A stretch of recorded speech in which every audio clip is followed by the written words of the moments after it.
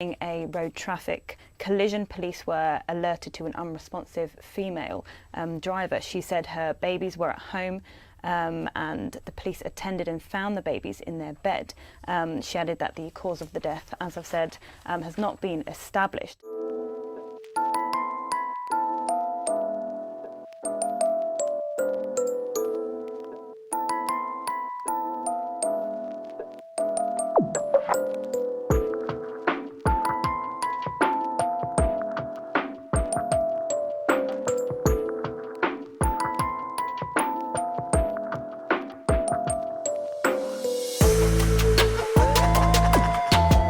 Welcome or welcome back, and thanks for being here. I'm Cassie, and this is A Wicked World. The story I have for you today is about a mother who was hell-bent on getting revenge against someone whom she had deemed seriously wronged her. And her 23-month-old twins were what she was going to use to get this revenge. This is the story of Jake and Chloe Ford.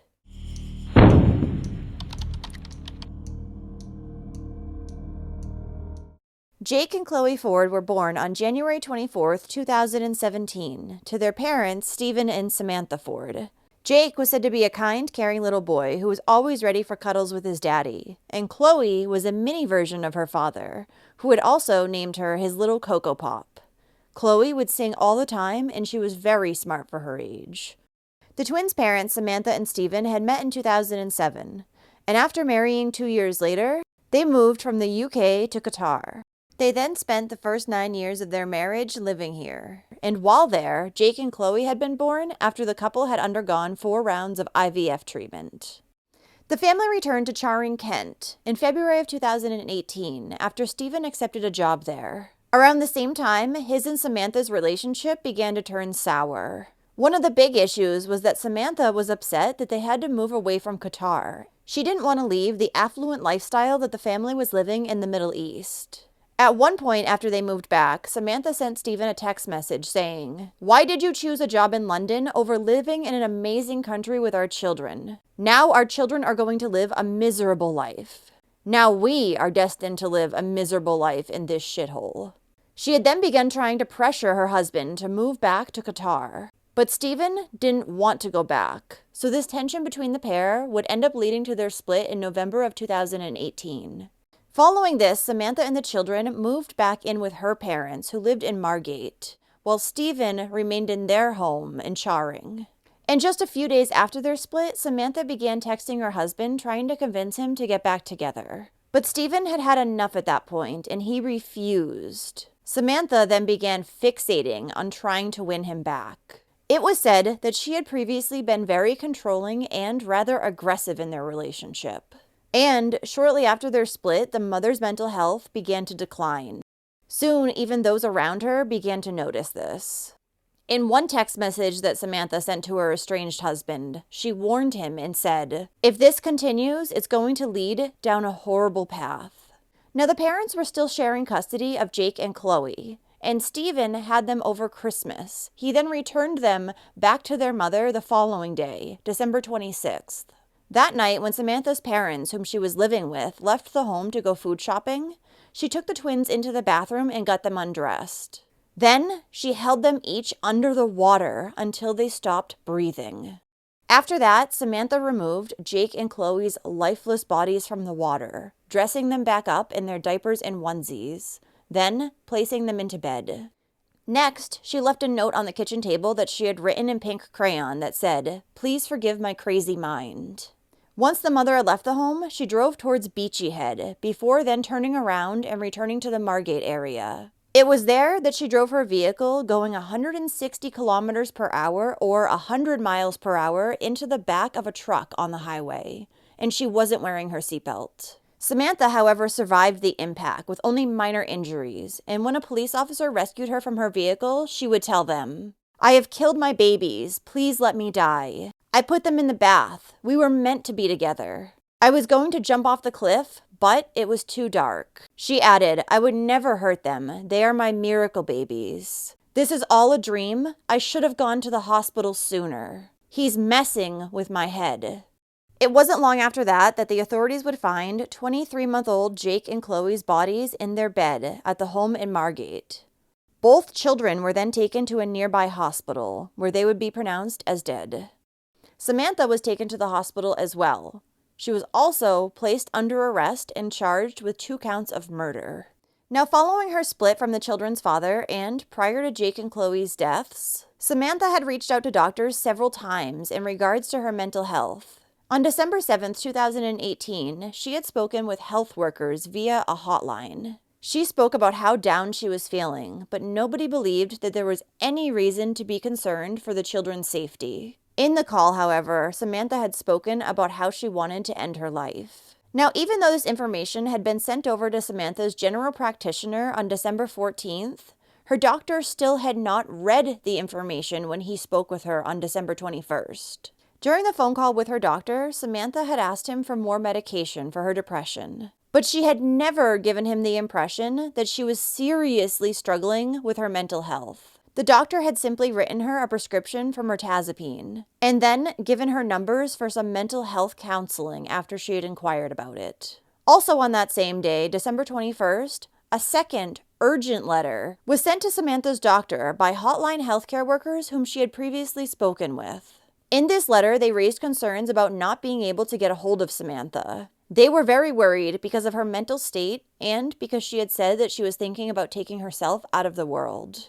This information would be looked into that very day, but by somebody else in the doctor's office. It was then forwarded to Samantha's doctor on Christmas Eve. However, he wouldn't end up going back into the office until December 27th, a day after Jake and Chloe had already been killed. According to a therapist that had spoken with Samantha on December 22nd, the mother said that the only reason why she was not taking herself out of this world was because of her children, Jake and Chloe. Therefore, mental health professionals did not think that either child was at any risk being left with their mother. Samantha's parents, Tony and Colette Emtage, would say that their daughter had been living with them so that they could keep an eye on her 24/7 because they knew she had been struggling. In the past few weeks, they also said that she had become very desperate to get Stephen back. They knew that Samantha had been having trouble sleeping for weeks prior to her children's murders. They also said that when Samantha was living in their home, she was not the person that they once knew. However, Tony and Colette believe that Samantha was a loving and devoted mother who was just suffering with a serious mental illness. They said that it was clear that Samantha had repeatedly sought but not received the urgent mental health care that she needed. The thing is, when Samantha had last spoke to her general practitioner, she did not make it seem urgent at all, or at least according to him. In the weeks prior to killing her children, Samantha had also Googled how to drown someone, and she had searched for how to end her own life. Now, when the mother had been in the hospital receiving treatment for her minor injuries from the car crash, she would claim that she had heard voices telling her to take Jake and Chloe's lives. She was also quite fixated on her estranged husband, Stephen, while she was in the hospital, wanting to know if he was suffering as well. So I think that that's very telling that she killed her children to hurt Stephen. There was also a message that Samantha had sent to someone on Christmas Day that said, "I just need to end. I just need something to strike him to make him know what he's doing," referring to Stephen.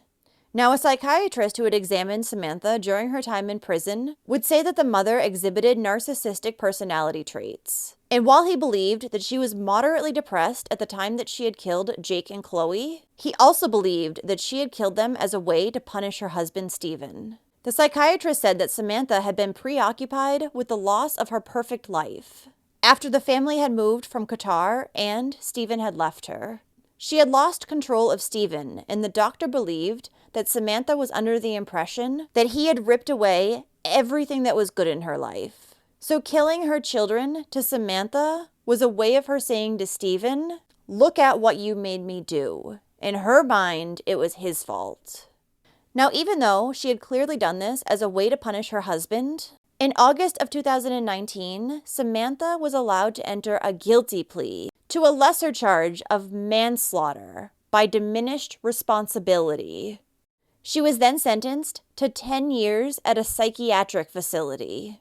In a letter that Samantha had written and read aloud in court, she said, "I'm in torment. Their loss to me is indescribable and physically and mentally hurts. The fact that they're not alive because of me is the hardest part. The children's father, Stephen, would go on to read his victim impact statement, and he would say that he believed what had happened was an extreme version of Samantha's character. Like a tantrum, she knew it was the ultimate punishment.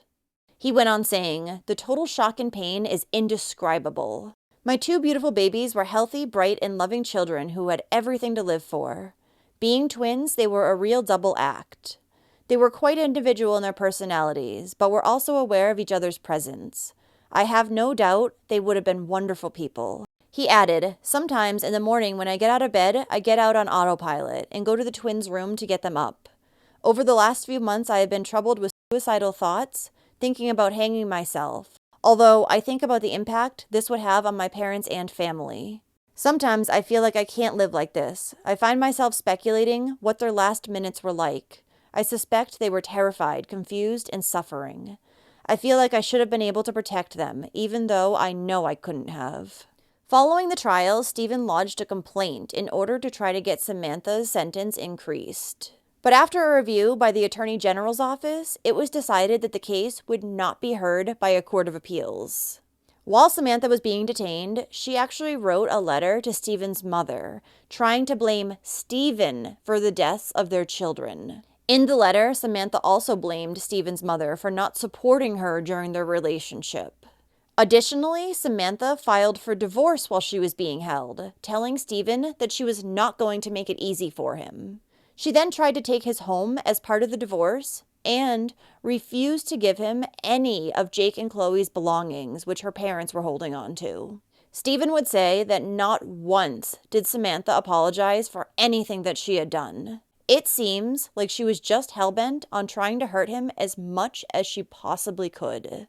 Even though Samantha got a very, very light sentence for what she had done, she was released from the psychiatric facility even sooner than expected in December of 2023. She never spent a single day in prison. She was also released on the 5th anniversary of her children's deaths.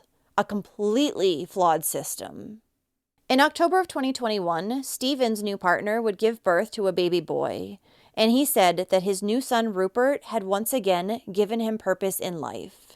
The father also wrote a poem after the death of his children, which he titled "Beautiful Jake and Chloe," and it reads, "Every thought holds you close, every tear is for you both. My two perfect souls will live on within my heart. Jake's laugh, Chloe's song, beautiful smiles will never part.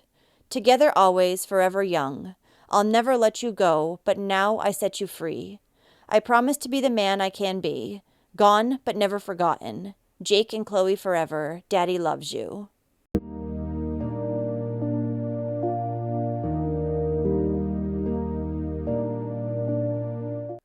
Well, thank you for listening to Jake and Chloe's story today. I cannot believe that their mother only received 10 years in a psychiatric facility and then would go on to serve even less than that. Now she's walking around free and could have another baby, I assume, if she wanted to. To me, it's pretty clear that she killed her children as a way to get back at her husband for what she saw as ruining her life. I don't understand why she got diminished responsibility just because she was severely depressed.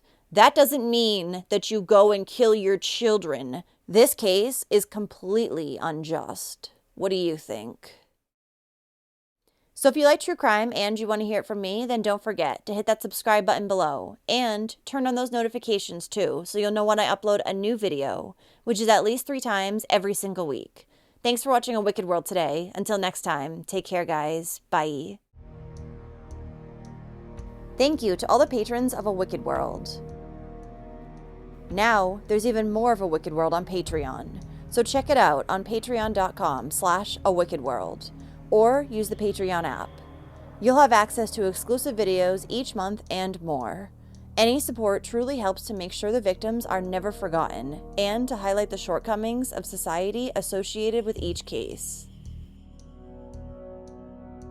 Do you have a suggestion for a story you'd like to see me cover? If so, send me an email to awickedworldtruecrime@gmail.com.